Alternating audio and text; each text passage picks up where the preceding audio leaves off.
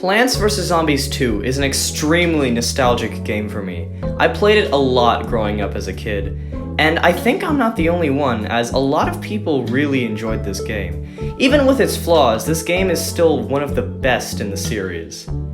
And part of that was the unique gimmick with the different worlds and time periods, adding a whole new level of plant-on-zombie action that the original game had. And I think this creativity led to a lot of excitement to see what would always come next whenever they would release a new world.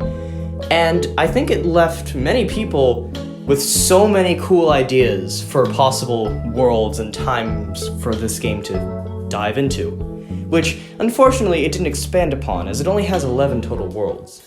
But I think every single PvZ fan has at least at some point thought of ideas for their own plants and zombies and world. And I'm no exception to that rule. And that's why I'm starting this series. So without further ado, introducing Cruise Line Crash. Cruise Line Crash is my concept for a new PvZ2 world, not only based around the early 1900s to 1920s, but also based on the event of the sinking of the Titanic. Although I'm sure most of you know, just in case you don't, the Titanic was a large ship that set sail around the 1920s. It was carrying many passengers, and the ship was said to be unsinkable due to a unique system of chambers it had built in, meaning if 4 of the chambers filled with water, it would still stay afloat. However, a tragedy occurred when it struck an iceberg at sea, and 5 of the chambers filled up with water, causing the whole ship to sink. They also made like a romance movie about it or something. I don't know. Go watch that too if you want. I actually haven't seen it, but I'm sure it's good. Maybe, I don't know. Cruise Line Crash takes place during the sinking of the ZMS Titanic, April 14th, 1912. Every zombie on board is on a rush to get into your lifeboat, and let's just say you don't want them there. In this new series, we'll be going over the different plants, zombies, gimmicks, and world elements that this world has to offer. So, you're probably thinking, what are we gonna start with?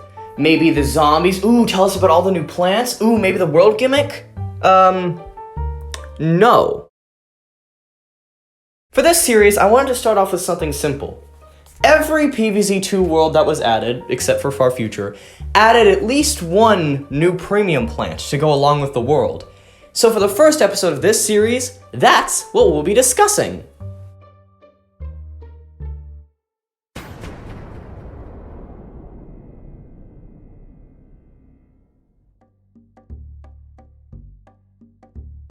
Introducing Cruise Line Crash's premium plant, Sir Fry. Sir Fry is a 200 sun cost plant that's a part of the Enforcement family.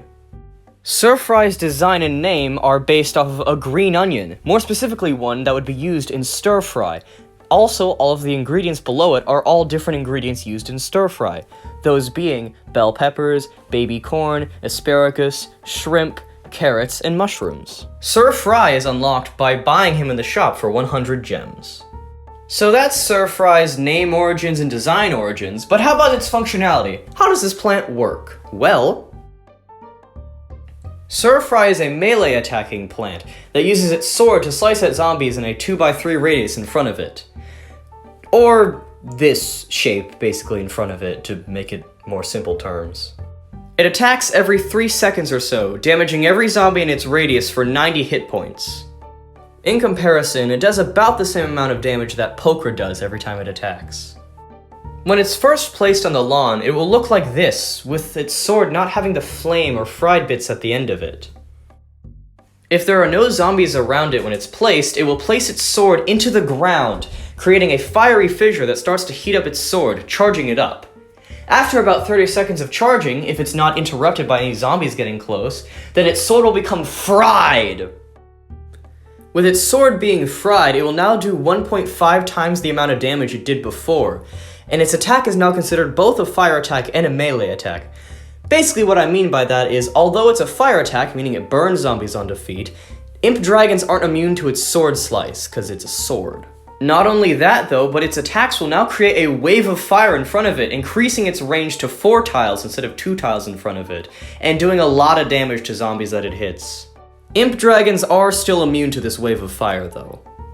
If a Surfry is interrupted by a zombie walking into its radius while it's charging, then its next attack will have the effects of the fiery slash with the wave and the 1.5 times damage. However, its sword won't be fried, so the rest of its attacks won't have this effect, and it will need to reset its charging.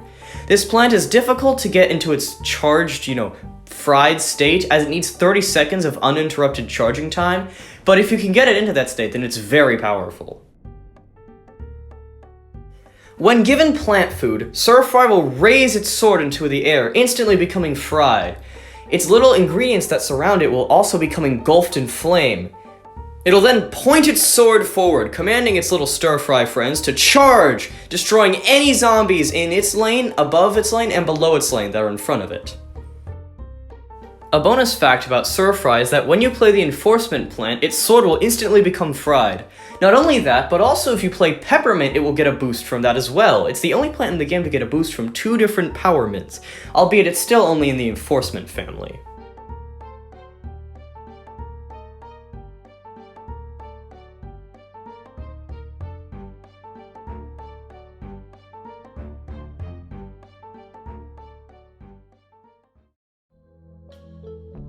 So that's a wrap for the first episode.